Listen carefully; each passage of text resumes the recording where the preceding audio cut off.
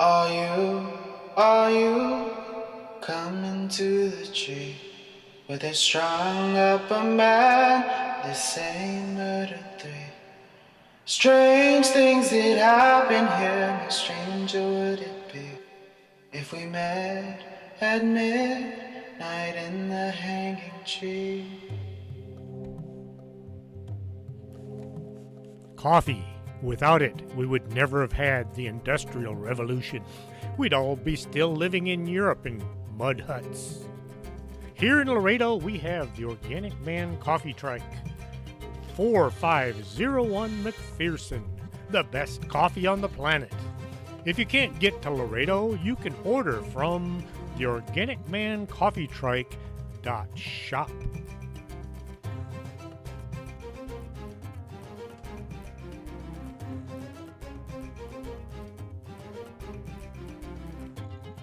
Welcome to the show. I'm your host, Chris James. Oddly enough, someone tried to blow up the Georgia Guidestones.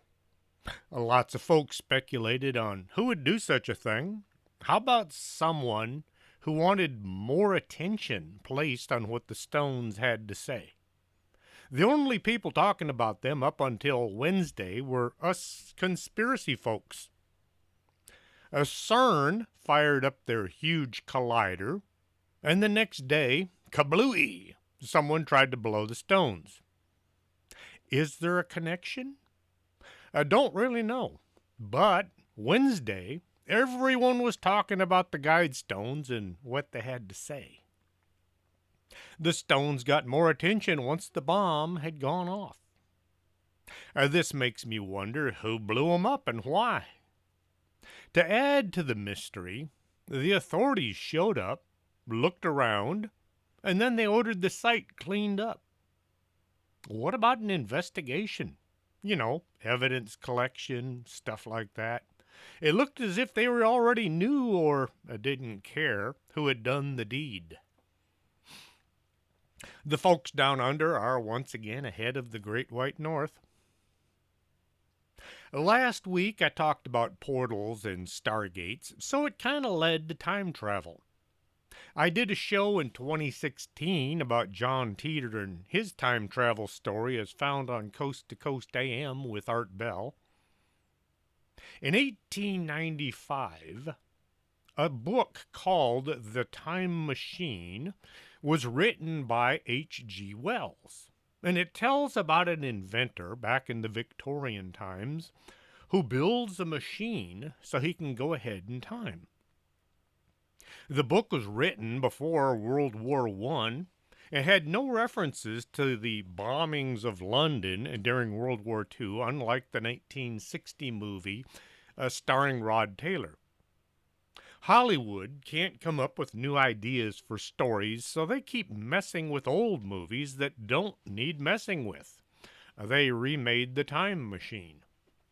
Didn't bother watching it because there are some things I'm just not going to do. If they remake Jaws, I am not going to watch it. The Thing from Outer Space was good, both versions. The black and white one, starring James Arness as The Thing, and the remake with Kurt Russell. Which, funny enough, the remake was more like the book than the original movie. In 1938, John Campbell wrote Who Goes There? And the story both movies were based on, using a pen named Don Stewart. Even the prequel was good. I liked how it ended right where the Kurt Russell movie began. I'm getting way away from time travel a bit, so I'll travel back in time using my mind. If you do read the original story, The Time Machine, you'll have to keep in mind travel back then was by train or horse. The airplane was still 8 years in the future. I liked it. I liked the story. I read War of the Worlds as well. You just have to kind of think along the lines of when these books were written. Some folks will say, mostly white lab coat wearers, that time travel is impossible. You can't get there from here, kind of thing. For so called scientists, they seem to have forgotten or they're ignoring what Einstein had said. Traveling with a very fast spaceship, one person would get older by a few days, whereas another person who is on Earth would age by months or years. It is said that the faster we travel, the slower time will pass. In 1905, Einstein explained in his theory on time and space was a fourth dimension. To prove this theory, in 1975, Carol Alley made an experiment at the University of Maryland. Two clocks were synchronized to the exact tenth of a second. One clock was put in an airplane, and the other one stayed in the laboratory. When the clock that was in the airplane returned after a few hours of flight, it was a fraction of a second behind the clock that had remained on the Earth in the laboratory. The plane wasn't going all that fast, and so there wasn't a significant time jump. Einstein claimed that for time travel journey to be successful, you'd need to be able to travel at least the speed of light. So according to his theory, Einstein claims that traveling at a speed close to the speed of light will slow time. Reaching the speed of light will stop time. And if you are ever able to go faster than the speed of light, you should go backwards. Something that would be interesting in Star Trek next time they do that warp drive. They show up somewhere and they did that in the original Star Trek. Anyway, he went on to speculate that time travel by machine was possible, but it would require a huge amount of energy. You'd need more energy than could be carried inside the machine. If a person were able to somehow place a black hole inside the machine, you'd have more than enough power. Now, that's how the TARDIS works. For those of you who have never seen my side yard, I have a TARDIS parked in my yard. I got bored one day and decided to build a storage shed, and darned if the thing didn't turn out looking like the TARDIS. It's not really bigger on the inside than the outside, but it is full of junk. When Einstein was coming up with his theories on time travel, nuclear power was only being used to blow things up. No one was able to build a miniature nuclear power plant. The whole problem isn't the power. It's the cooling system needed to keep the thing from growing critical mass, which would then mean a critical mess. I have no idea who or why somebody once said, if you went back in time and killed your grandfather, you would never exist, so therefore you could never have killed your grandfather, so you would still try going back. Well, you get the picture. I liked both my grandparents, my grandfathers. I would never even consider killing either one of them if they were still alive today. I guess some people are just weird. If I could build a time machine, I'd be too busy doing other things than tracking down my ancestors to do bad things to them. The whole paradox theory of time travel isn't really a thing. If some bonehead did manage to kill one of their earlier relatives, the timeline he was now on would head off in a different direction from his future existence. Say you went back to Austria 1899. There, you managed to track down a young boy, 10 years old, and you killed him. Congratulations. You're now a murderer, having killed Adolf Hitler before he had committed any crimes. Once you wipe the blood from your hands and travel back to today, everything here would still be the same. You would not have prevented World War II. You would not have prevented the Holocaust. There would be another timeline where Hitler never rose to power in Germany and World War II would have been a lot different. Without Hitler, would the German Workers' Party have become the Nazis? Somehow, I'm pretty sure some other person would have wound up taking the party over and causing all the havoc that begun in 1938. A lot of discoveries came about while folks are looking for something else. Initially, Leonard Fish and Robert Cox wanted to create a can of aerosol that could be sprayed on a broken or a sprained leg or an arm and it would become an instant cast. A Fish came up with a substance in a can that came out like a string, which was able to shoot 30 feet across the room. Thinking about what he had, a Fish decided to turn the thing into a toy. After altering the formula to be less sticky and adding a few colors, the pair began marketing their product. They had inadvertently invented silly string. Well, then, a silly string was used in Iraq. Troops began carrying cans of neon bright silly string. As they would enter a tunnel, they would shoot the string out in front of them. It would drape over any tripwires without detonating the anti-personnel devices. A substance invented in 1972 to work as a cast was then turned into a toy that was later used by the military.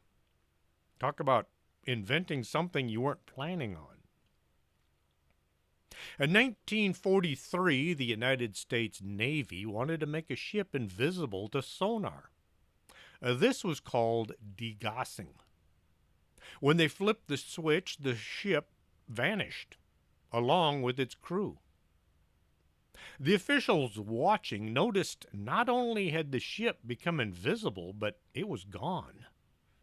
If it simply was invisible, there would have been a ship-shaped hole in the water.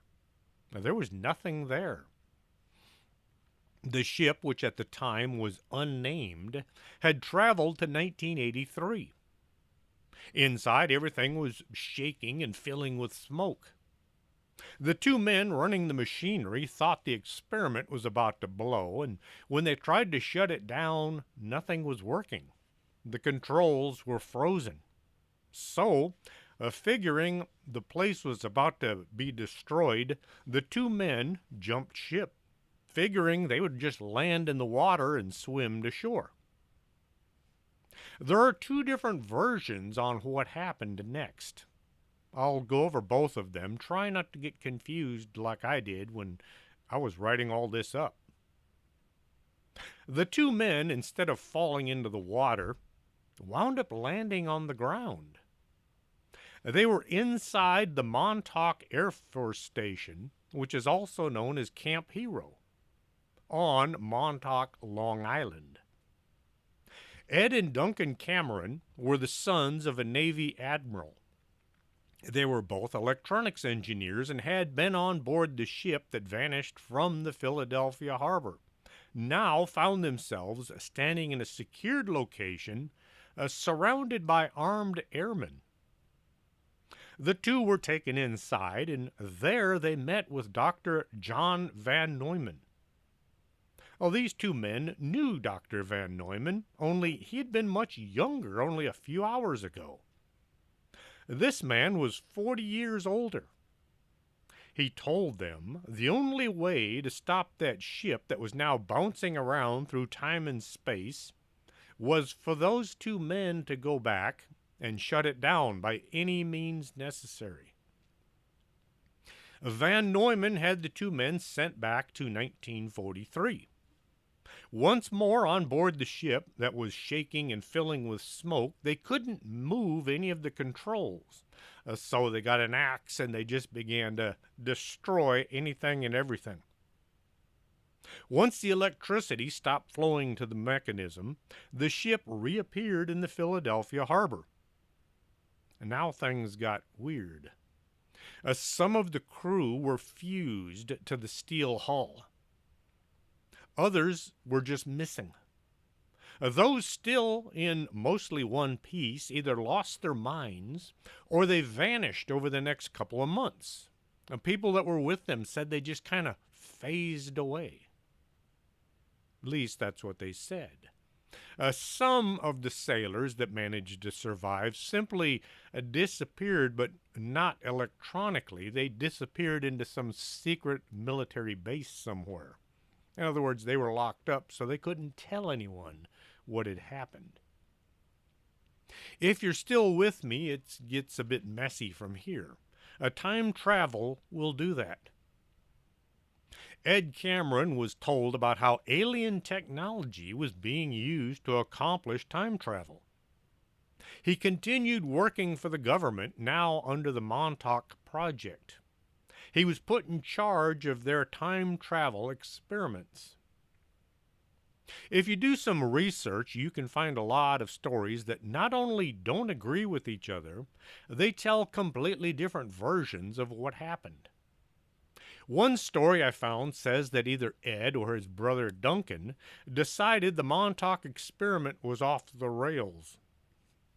The folks in charge were using time travel to rewrite history mostly to their own benefit, and not necessarily that of the United States. An operative would be sent back in time to some war zone. Once there, they would hand over some modern technology disguised as being from that era. The folks running the show would now look at the world around them to see if the outcome was more to their liking. They discovered they could make minor adjustments to history and still see the results. Any major changes would simply lead to a timeline shooting off to the side, and they wouldn't see anything. So they had to make little changes. Something small that might lead to a huge change. Say a slightly better two-way radio that would allow the Allies, or maybe even the Nazis, to send or receive messages in the time of a decisive battle. On occasion, instead of technology, they would hand over intelligence. Like, you might want to put your troops over on that side of the line.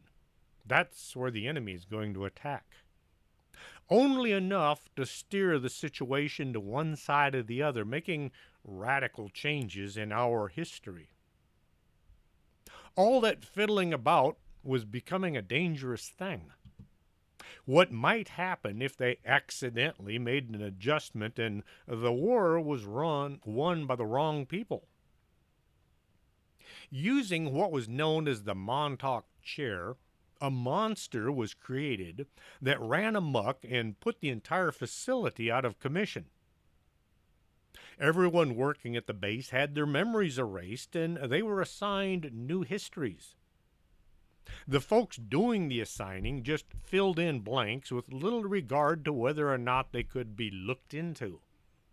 They might have a paper history, but people that knew them would say, oh no, that never happened, or that's not how things went. They weren't concerned with that. They just wanted the story to go away. Once the facilities had been destroyed, Ed was taken to another secret base, and seeing as he was the son of an admiral, he was regressed physically to a child of 1 year old.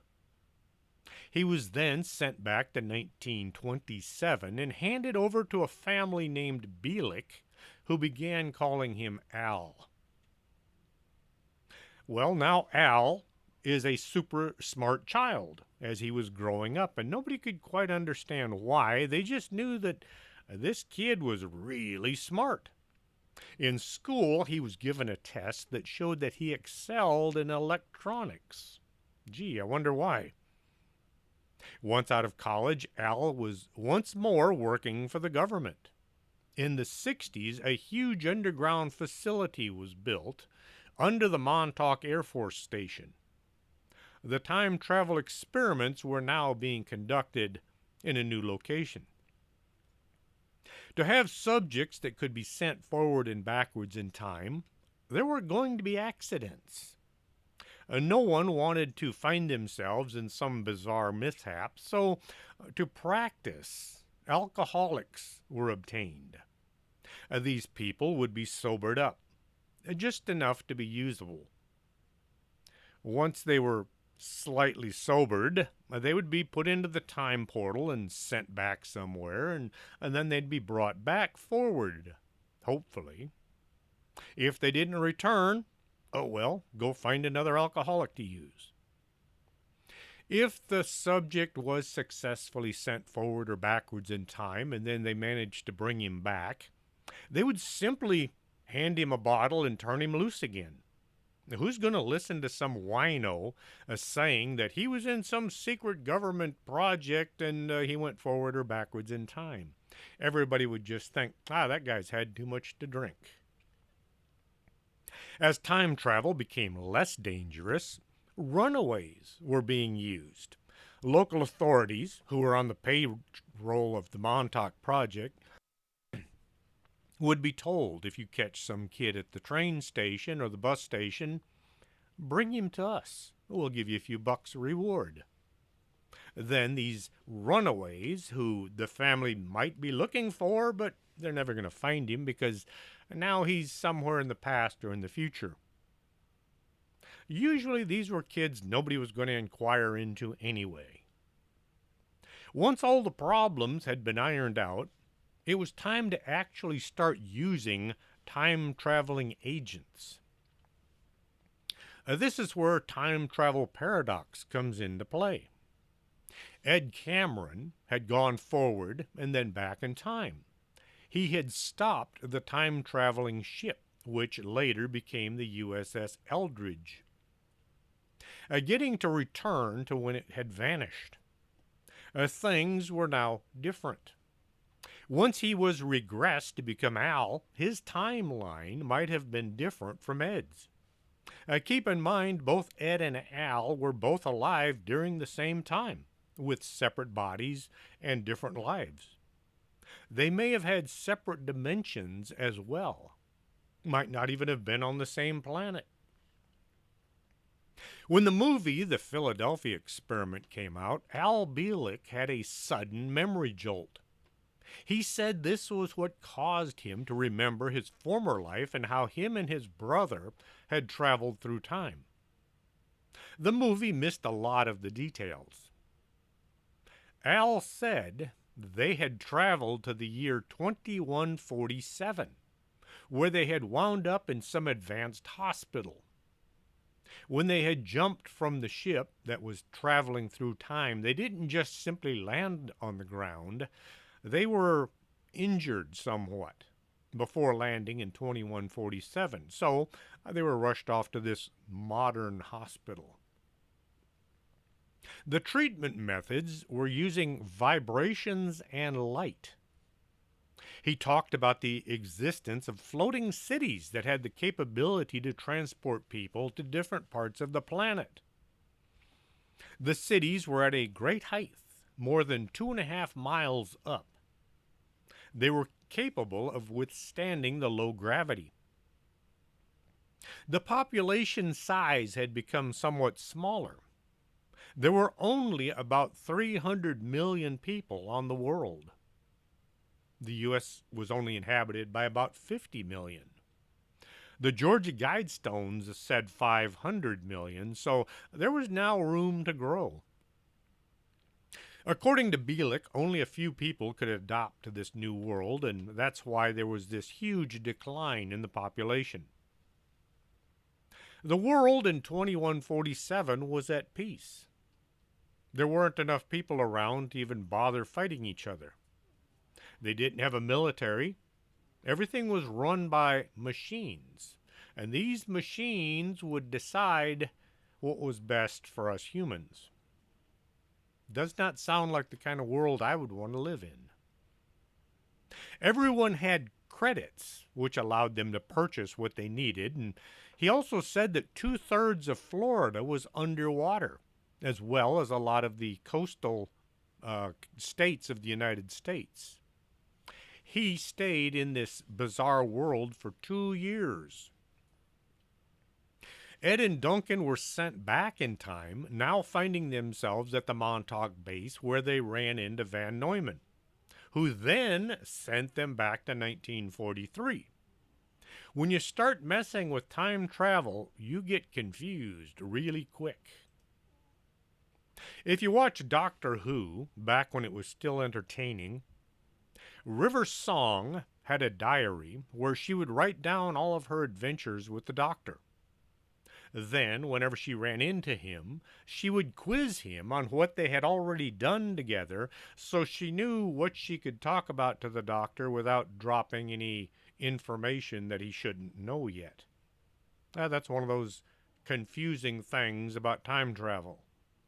If you don't watch Doctor Who and you don't know what I'm talking about, don't worry about it.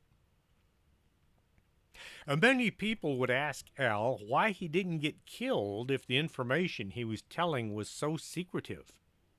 He thought both him and Al, try that once more. He thought that both of their bodies, Al and Duncan, were locked with the time experiments going on at Montauk. Their presence was necessary for the biorhythm stabilization cycle. If one or both of them were killed, something would change in the facility, making time travel either difficult or impossible. Now, this was just a theory that he had come up with. Al Bielek passed away in Mexico on October 10th, 2011, at the age of 84, or possibly older, since he was traveling back and forth through time. Sending a human or two through time would require an enormous amount of energy. Sending just an image through time may require a lot less. A machine like a TV set was built in Italy back in the 1960s. The chronovisor is said to have been a device that gives the user the ability to see through time. The existence of the chronovisor has never been proven, but that's probably because the people that now have their hands on it don't want the rest of us to see it. There was a book that came out in 2002 called oh, I don't have the name written down here. Anyway, it was written by Father Fracois Brune, and he says that the machine was real. According to Brune, the chronovisor was developed by Father Pellegrino Ernetti, a Benedictine monk. Ernetti kept the device secret until the early 60s when he confided in Brune and told him that 12 scientists, including the famed physicist Enrico Fermi and a former Nazi scientist named Werner von Braun, had helped build this device. It had cathode rays and antennas, and it was made from metal that nobody was quite sure where it had come from. It would send out light signals and all kinds of wavelengths. The chronovisor allowed the team of scientists to document events of the past, including the crucifixion of Jesus. The machine could validate the teachings of the Bible simply by proving a first-hand look into the past. The main story on the chronovisor is Brune's 2002 book, Le Nuove Mysterie du Vatican. I do not speak Italian. In it, Brune explains how he met Father Ernetti on a boat ride across the Venice Grand Canal in the early 60s. Like Brune, Ernetti was a well-versed linguist who studied ancient languages, so they had struck up a conversation. After all of the normal pleasantries, Ernetti directed their chat towards science. Brune had been expounding on the many ways in which the Christian Bible could have been interpreted when Ernetti suggested that he had access to the truth via a time-traveling device. Ernetti said he and a group of renowned scientists had come together in a mutual quest to uncover the past. One scientist, Fermi, who won the Nobel Prize in Physics in 1938, and another, the ex-Nazi Van Braun, who worked at NASA and helped the Americans, well, actually the Nazis, get to the moon. I've gone into that in the past. According to Ernetti, the device had several antennae, three of which were made out of some mysterious metal that had come from no one knows and no one was saying. A direction finder on the device was tuned to a specific era one wanted to view, while a screen displayed it and a recording device captured the footage. The chronovisor was thus more of a window into the past than a time machine. Ernetti said it worked like a television, catching echoes from days long gone that had been floating in space, and he said he had seen some astonishing things. Ernetti recounted how he witnessed Marcus Tullius Cicero's speech to the Roman Senate in 63 BC. Ernetti made additional, increasingly bolder claims, such as having observed the crucifixion of Jesus.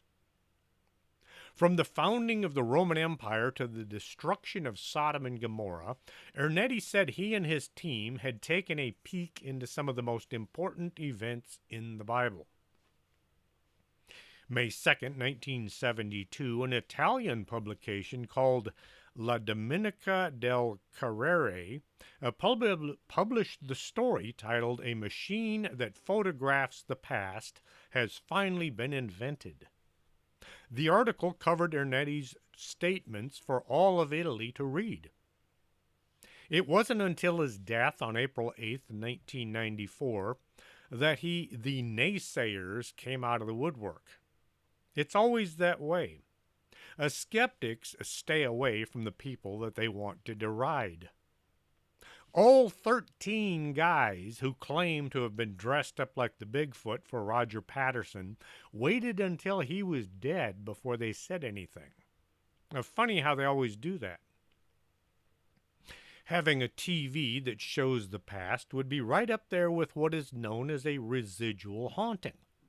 An image that plays over and over, never changing because you're seeing something from the past. To be able to build anything as complex and involved as a time machine is going to take a lot of money and a lot of resources that very few people have. The usual suspects involved in these experiments is a government of some kind. Andrew Basiago says he was involved in government shenanigans while working on Project Pegasus. According to Basiago, between 1962 and 1972, the U.S. government ran a clandestine operation. The program led to the successful development of a number of highly advanced technologies, such as teleportation, time travel, and holographic time travel.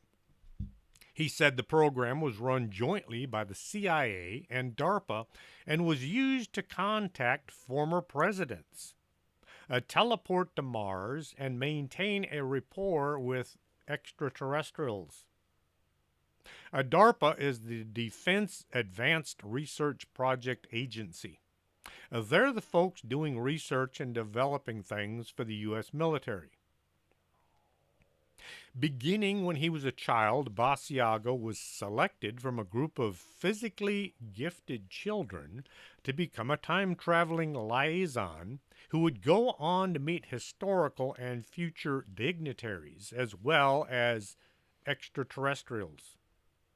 Basiago says his father had previously worked for the Ralph Parsons Engineering Corporation, where he helped develop this technology. When Basiago was brought to participate in his first jump, he says his father had already been time traveling for years. It was here where he first exposed to the portal he would later use to teleport through time and space. The portal itself, Basiago describes as two parentheses-shaped booms that were 8 feet tall and they were about 10 feet apart. He described the computer configuration from which the portal was being controlled as being pretty much rudimentary, and it was just plugged into the wall with a regular power cord. It said it looked more like something that should have been used in a shop somewhere. Upon activation, this time-traveling machine created a vortal tunnel from radiant energy that was capable of bending the fabric of reality. This radiant energy was discovered by Nikolai Tesla, whose schematic was posthumously discovered by the government in his New York apartment in 1943. The technology was parlayed into what Basiago called a plasma confinement chamber, which a user jumped into before being transported to a different moment or place in time. His first journey teleported him to the state capital of New Mexico, though he was in the same time period when he made that jump.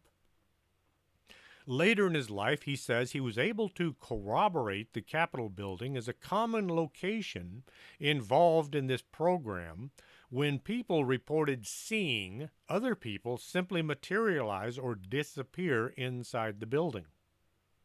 He continued this training by traveling just a few hours back in time so that he could get used to the sensation. Eventually, he would travel back to Abraham Lincoln's Gettysburg Address. He also visited Washington in his tent during the Revolutionary War and even went back and saw Jesus. He says the government had a desire to check the veracity of the historical accounts of these three figures, due to their significance and the fact that they had been written about extensively.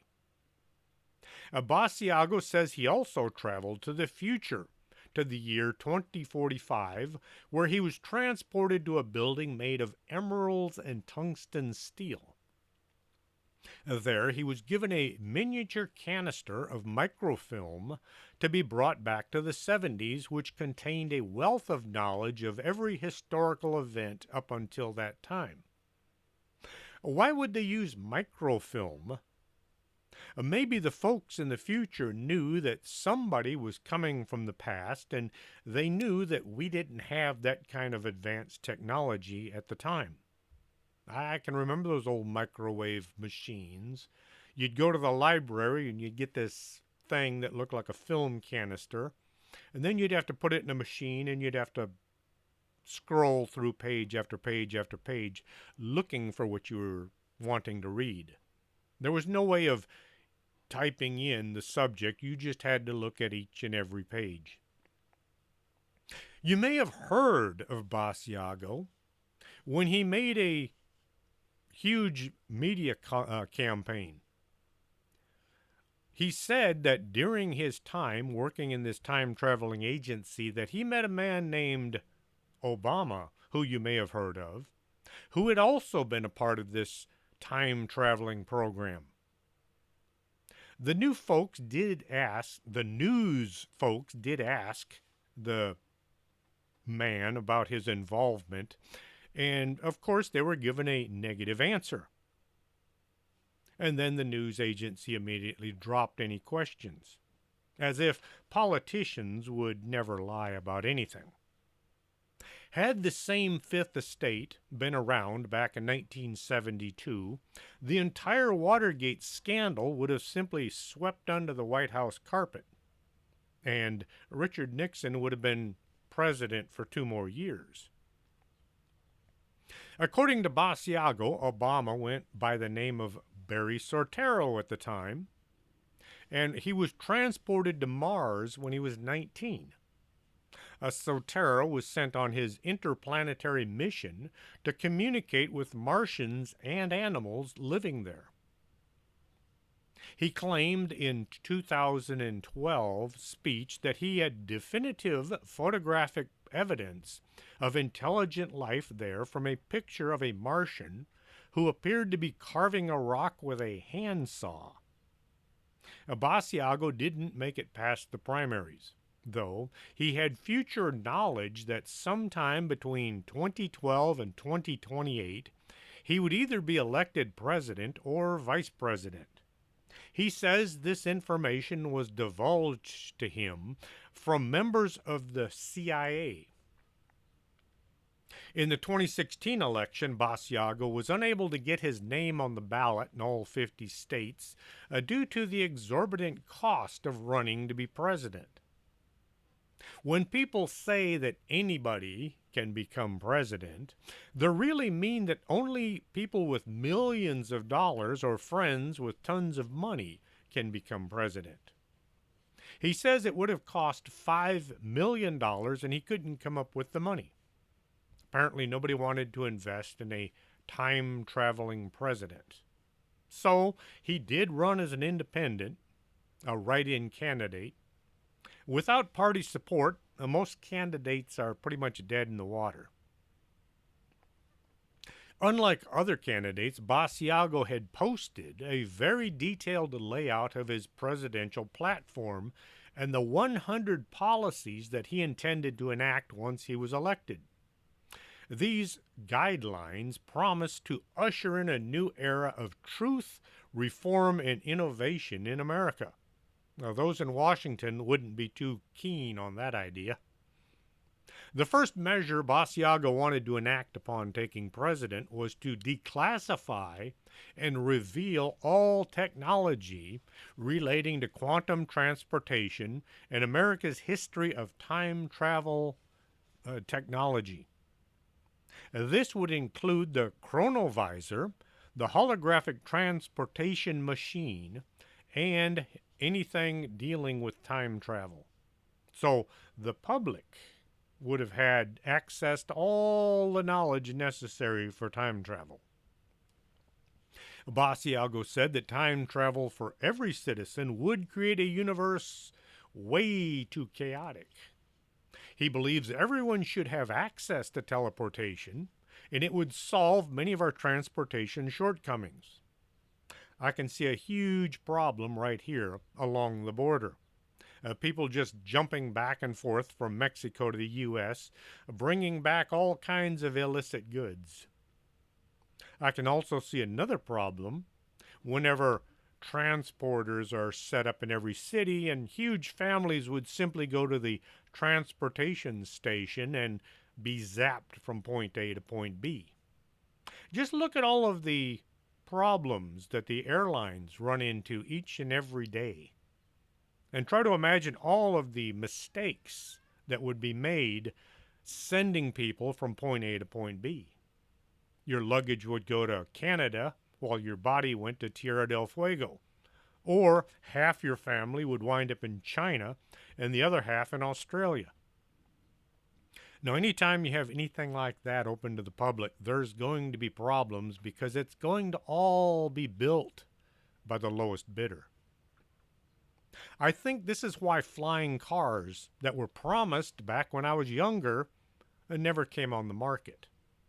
Oh yeah, you see them on TV all the time. Somebody is inventing a flying car, but you never see one down at the dealership.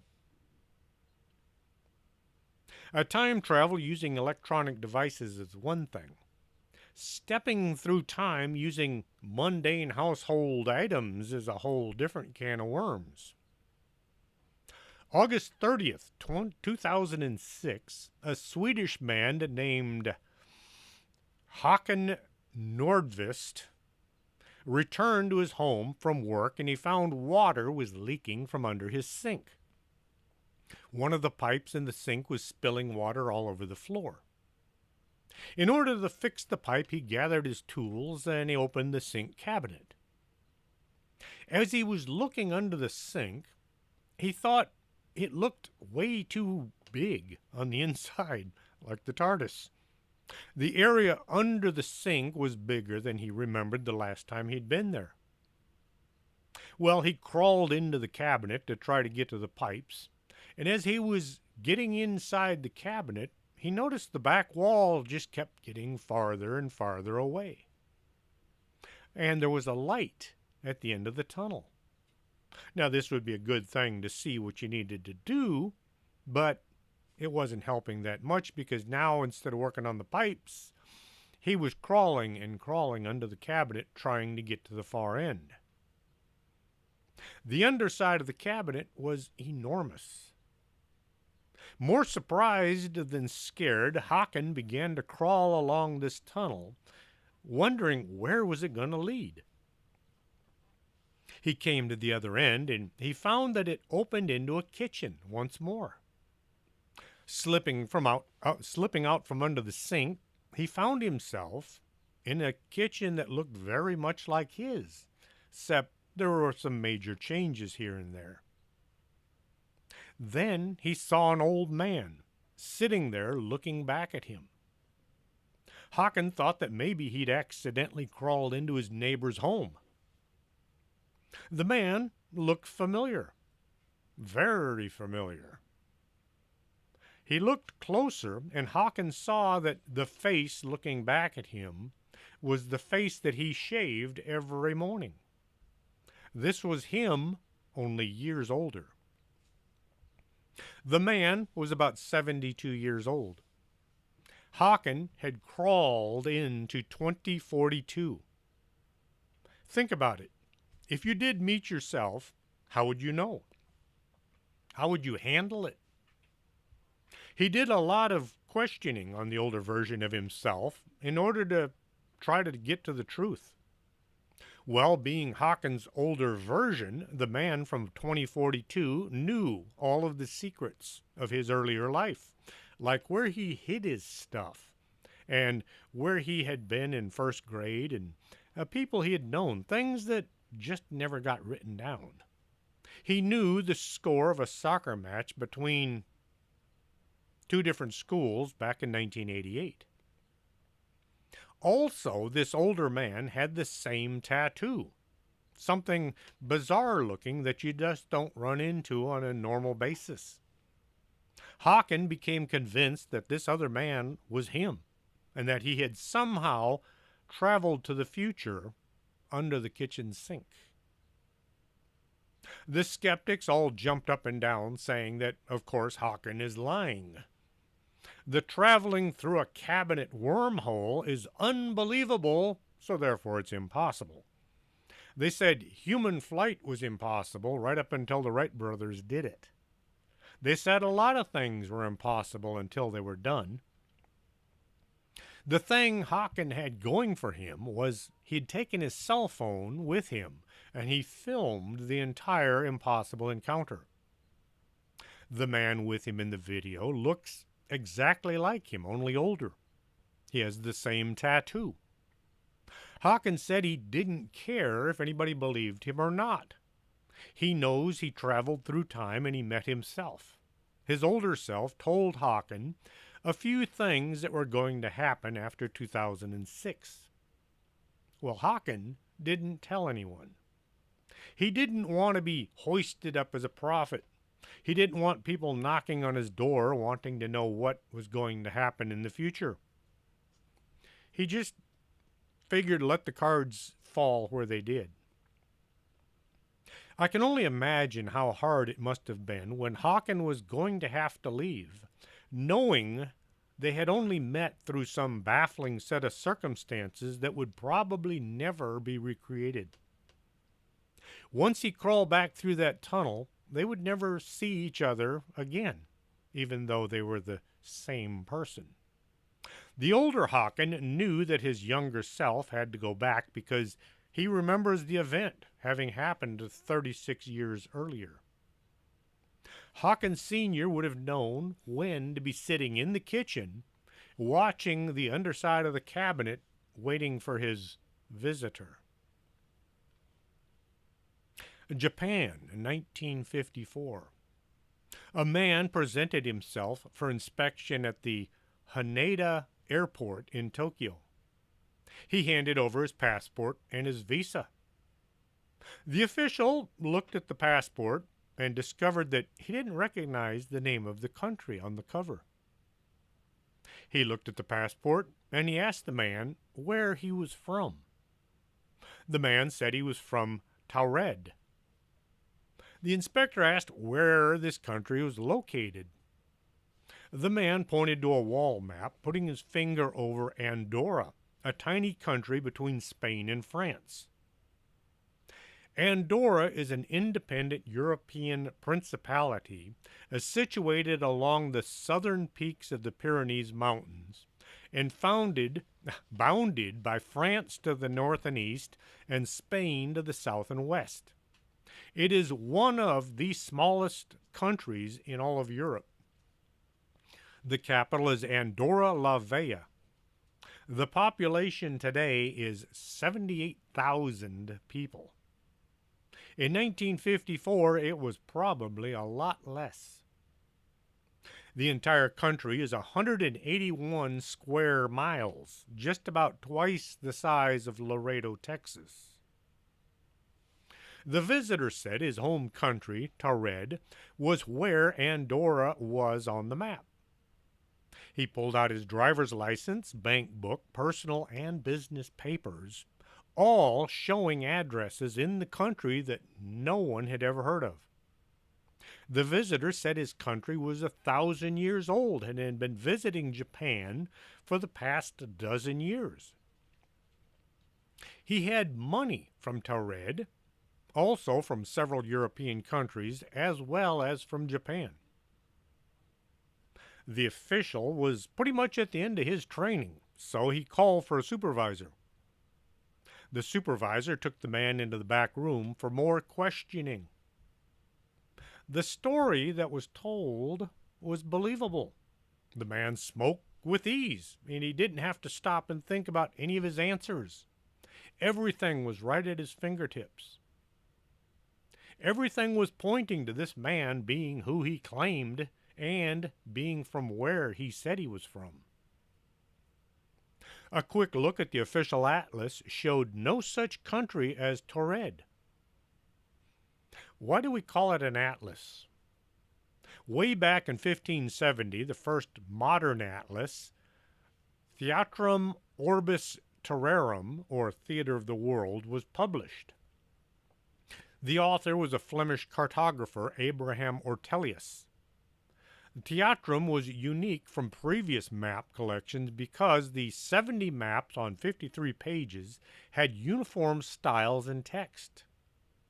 Ortelius created the atlas using 87 different sources, including now famous names like Gerardus Mercator. On the cover of his book was a picture of Atlas holding up the world. From that day on, any map books being printed were called atlases. Back to 1954. The officials were stymied. The man didn't seem to be lying. His paperwork was all in order, except it was from a country they couldn't identify. Even his visa looked legitimate, as if it was from a Japanese consulate. The only recourse they could come up with was to place the man in custody, except instead of jail, they'd put him in a hotel room. 2 men were assigned to keep an eye on him, and the mystery would be sorted out in the morning, or at least by noon, definitely by the next evening. Just in case, the supervisor hung on to the passport, driver's license, and other documents. The next morning, one of the security guards knocked on the hotel door. When there's no answer, the guard knocked again, more forcefully. When the door remained closed, he used the key to open the door. The room was empty. They searched everywhere, beginning in the normal places, followed by places nobody could possibly fit. The visitor was gone. This room was on the 12th floor of a hotel, and there was no way out except past the 2 guards. They called back to the inspection station and notified their supervisor. Thinking the paperwork he had held on to might have addresses where the visitor was heading, the supervisor opened the desk drawer to get the documents he had hung on to. The drawer was empty. All the forms and documents were gone. The office had been locked, and the building was watched all the time. How could anyone have gotten in and taken all the evidence the visitor had arrived with? Immigration officials notified Tokyo police of the situation. They conducted extensive searches of the hotel and the surrounding area. The mystery gentleman was nowhere to be found. There is very little else to be searched. Some state they went on for days, but what all agree on is that the man from Tared had disappeared. Many people think the visitor had passed from some other timeline into ours. In some other dimension, the country of Andorra, which was founded by Charlemagne to hold the pass from France to Spain against the Moors, was given another name. The idea is, instead of being named Andorra, the country was named Tared. Some major event must have taken place about 19, back in the year of 400 that caused the split in the timeline. Maybe some time traveler had gone back and messed with some event, some Montauk project worker. In 1954, the visitor had somehow stepped from his time into ours. November 19th, 1963. A Tokyo bank manager was on his way to work. Mr. Kinoshita was driving to his bank when he noticed a black car just in front of him. Nothing odd, just a car. Suddenly, a white cloud, smoke or mist, came from nowhere, enveloping the black vehicle. Mr. Konoshita slowed down, thinking there might be something wrong with the black car. The smoke quickly vanished, along with the vehicle. Mr. Konoshita was nowhere close to any intersections. The black car didn't have time to speed away. It had simply vanished. The bank manager was so upset by this incident, he told everybody at the bank what had happened. The story managed to make its way into the newspapers. As more folks read the story, it was passed on to investigators. They also interviewed Mr. Konoshita. They discovered there were many similarities between the vanishing car and the story involving John Titor, the more famous time traveler. Some have speculated that UFOs were somehow involved. Maybe the car had driven into a portal of some kind of time vortex. In 1932, two men from the German news agency, Hakim Brandt and Bernard Hutton, were sent to the Hamburg shipyards to cover a local story. It was a public interest story, important enough to rate two reporters, but nothing earth-shattering. They were just trying to show how Germany was getting back on its feet after all the bad things that had been happening.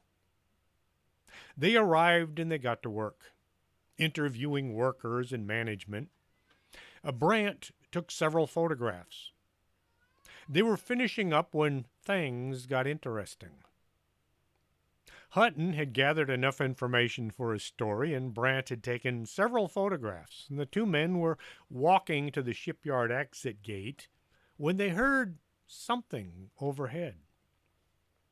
It sounded like the droning sound of aircraft. It quickly became louder. As Hutton and Brandt looked skyward, they saw what looked like an armada of British RAF bombers, the likes of which they had never seen. These planes didn't exist yet. As the armada of aircraft were getting closer, huge explosions began to erupt all around them. Bombs were being dropped from these warplanes. As the two men ran for the shipyard gates and hopefully safety, Brandt managed to take a few rapid photographs of the incredible event. They managed to escape from the shipyard. The confusion was intense. They could think of no reason for British bombers to be trying to destroy the Hamburg shipyard. It was 1932. Peace in our time. True, the German economy was in the toilet and a lot of people were out of work, but the world was at peace. Sort of. The Nazi Party held most of the seats in the German Reichstag, but they didn't have any kind of a majority. Why was Britain trying to destroy the place? The two reporters managed to get back to the train station and they returned to their office. They began telling everyone there about what they had just witnessed. Nobody believed a word of it. British bombers, planes not even invented yet, dropping bombs on a shipyard? What have you two been drinking? There was nothing coming in by telegraph saying anything about bombs being dropped on Hamburg. The editor called the shipyard and was told there was nothing remotely like a bombing going on.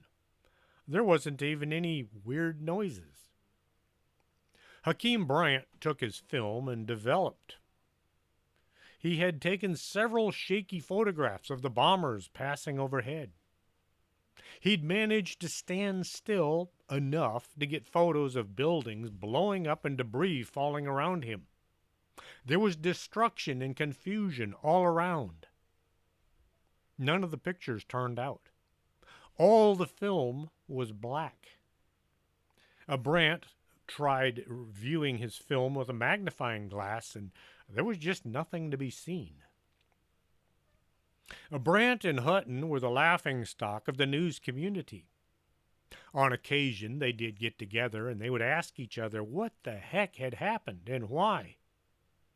They both remembered the events with the exact same details. Bombers passing overhead, buildings being destroyed, people screaming and dying. A few years later, Bernard Hutton moved from Germany to England.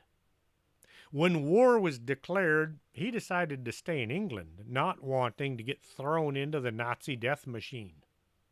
As for Hakeem Brandt, he simply vanished from history.